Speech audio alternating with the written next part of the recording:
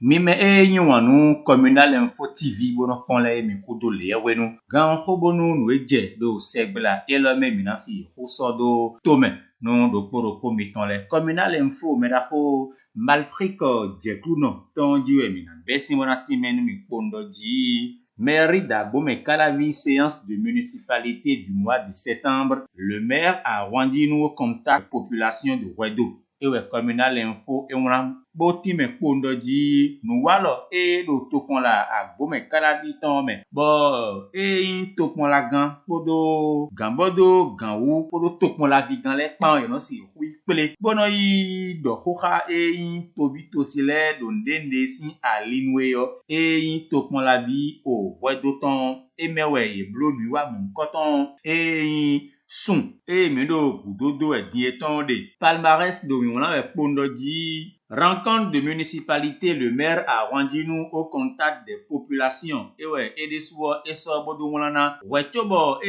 Actu Express e yawa morodi meraho Angelo a rendu nous et disa bo o Wedo sinha me fine yo nous ekoyi urenu tobito si tokon la vie o Wedo ton le yo ekodo a wanton le pan ye kendo nu walo mon koton le bisese ubonu trala ayeji ede yo enasi hudo o nukon yo ye kendo nu mon koton u chobo Actu Express do ko wa imoroji meraho Angelo a wanji nu de nasi hu wan gben bo a zome ga enton e bedie yo vile bisese yo yenasi hu tenpon bo yin bikipodo kai pan ye mana bako gbere pon saki eno rin ya zome ene le tokon la Abomey Calavi ton yero kan ho ebo bi mon koton nde mado de na le ya yo ko yin pon nozo ene si alinu ye renso a zome bi mi ton le do tokon la ville bi sese mero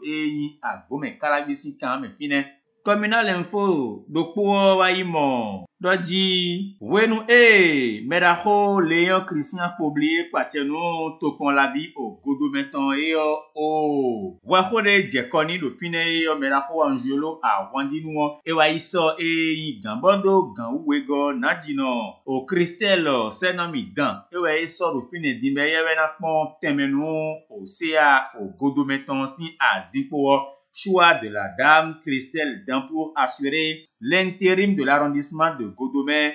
Trop de prétendants au poste a rendu nous fin stratège. Une décision qui évite le clash de l'UP à Godomey. Les sages et notables de la commune saluent la vigilance du maire. Ewe communal info boti me pondoji nadino Christelle senami dan enewe gambodo kan uwego do tokon la Abomey Calavi ton me tokon la vi Godomey ton ewe ka sokenu nadino de ewe na do teme ponu o Léon Christian Poblier yo ko je kora do fene di yo tobonu yo ayi so merebonu we na do o sea do Godomey ina wa yin o tuntun to modoko mena tun eton do mejele nu kedo ko mon koton wo we zombo. Le leader du jour, à Abomey Calavi, arrondissement de Godomey, la dame Christelle Dan devient CA intérimaire et remplace Léon Poblier en cavale. Mon coton de cours, info matin, nous manquons ou bérékon, une raison de morodi conseil d'administration d'Abomey Calavi, Christelle Senami Dan, nommé CA intérimaire à Godomey. Bonomi kanano Abomey Calavi yoruko mena leko ai communal info. Meraho malfrico jeku noton. Edeswa gonu makedo tagbeso tagbeso a tongo be enoblo do kweu do tokon la mi ton le me gonu makede u gbere fun abomoroji azo meraho Angelo a wandi nu wa do fine yo yeme conseil do Caraville bi seseweso aloso ya ga no meraho botun eton do mejele nu wa we ede yo jeji nu mi tite gbeton deji ene ansin o dafui do ko me minaton eton do mejele la primeur mo pondoji présentation du rapport d'activité du maire d'Abomey Calavi. Le maire a rendu nous Angelo plus convaincant le contenu du document validé en session. Bénin intelligent à Tim Pondoji. Troisième session ordinaire du conseil communal d'Abomey Calavi. Le rapport d'activité du maire a rendu nous passe comme une lettre à la poste. Tagwe so mon coton ye bleu ene ansin wenu azo merapo waro tokon la sin we do hanu hagbetole Bueno, edo ravo gudo yo yemero poro kuwe yuhole yo gulo we son bana kwa wati me pondoji aliye die soto kon la do dimbo da so wa we yo eyon tite gbe tombo nu eje habonu na si yiku no gudu tombo nu to vito sile bisese yo nu we gudo ito yena si yiku monde ji ene yo wezombo décryptage info la pondoji. Troisième session ordinaire du conseil communal d'Abomey-Calavi. Le maire Angelo a rendu nous conserve la grande unanimité au conseil. L'émergence info dessous mon pondoji. Le rapport d'activité du maire Angelo a rendu nous adopté. 4 vérités de dire mais conseiller mon coton BDO. Troisième session ordinaire du conseil communal d'Abomey-Calavi. Le rapport d'activité du maire a rendu nous plébiscité. Les conseillers renouvellent leur confiance au maire qui abat un travail colossal pour le réel développement de la cité d'Ortois. On a zo ewa medakode jedinu yemeyi conseiller de Pinele BCC a Abomey-Calavi kedewe azo tokon la ganwa igbena de ya o kwoton de so mina tun eton menjele le béninois libéré be wona pondoji. Troisième session ordinaire du conseil municipal de Cotonou. Le rapport d'activité du maire à Tropo validé.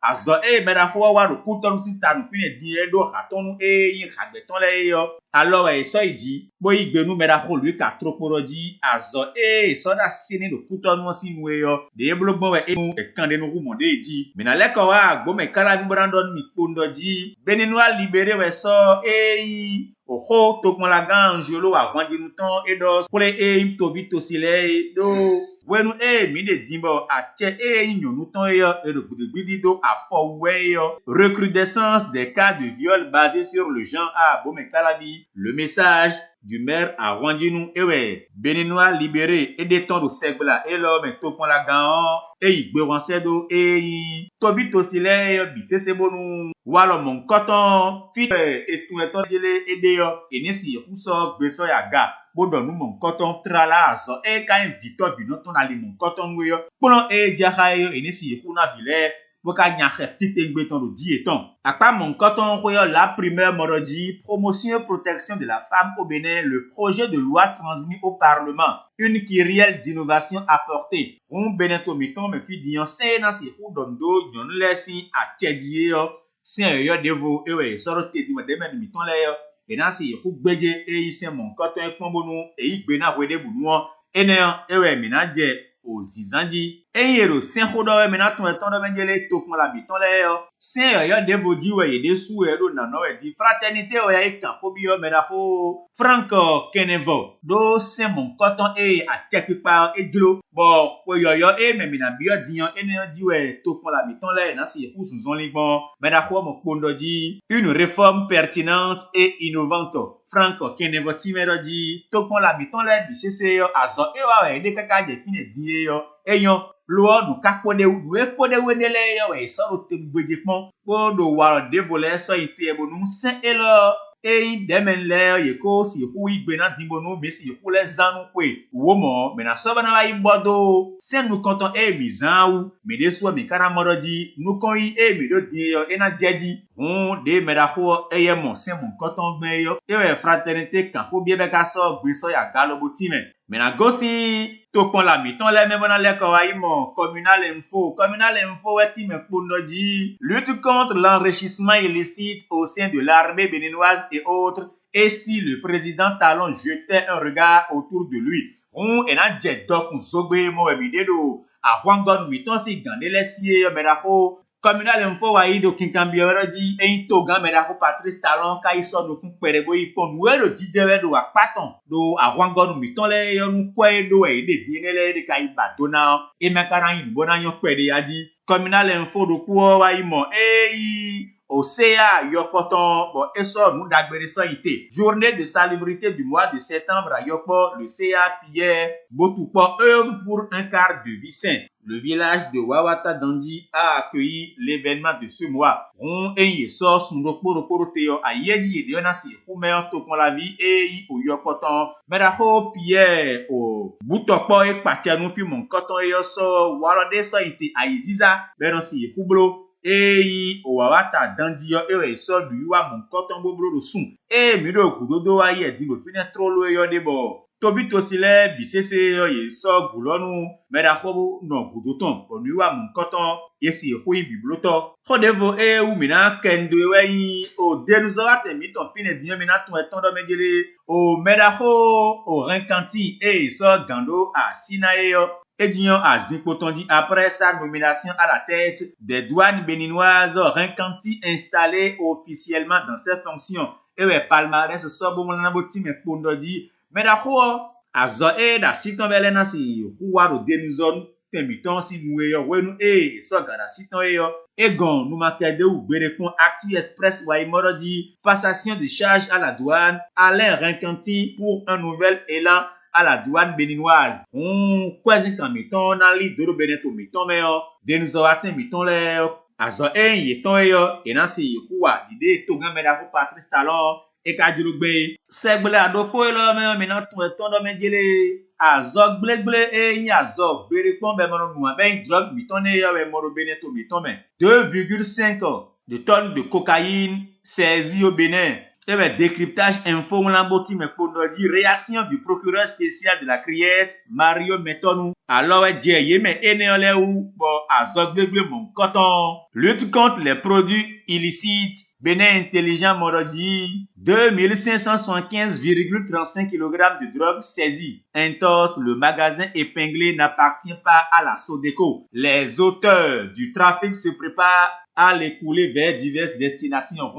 Nous allons énergie tewe de bonasi uso azogbegbele sin tomi tome lobo de nous aura miton le podo lokwazo atole pan ye wan aonti kakabodo si huwe mon coton lobo si huwa ideton. La primeur timerodi lutte contre le trafic de drogue au Bénin. Le communiqué de presse du procureur spécial de la Criette qui situe les responsabilités. Gudo ton minasado tomen do poro miton le we minatu eton do mejele azokwe CNCB Conseil national des chargeurs du Bénin, la dissolution qui acte la fin d'une ère. Et ouais, info matin Ronaldo tagbeso grand vonitole yeyi. Le segbla melo gudodo dieme ouais so betake mon coton bodon. Nous bon azokwe mon coton di ron beneto miton me dio menato eton do menjele CNCB si azokwe kon sorde do to miton me yo. Ho mi se boton eton do menjele mena so do to men do ko miton le ne bonu. Eje segbla de yo sin fifo wo. Mina le ko wanu hota devole. Wanu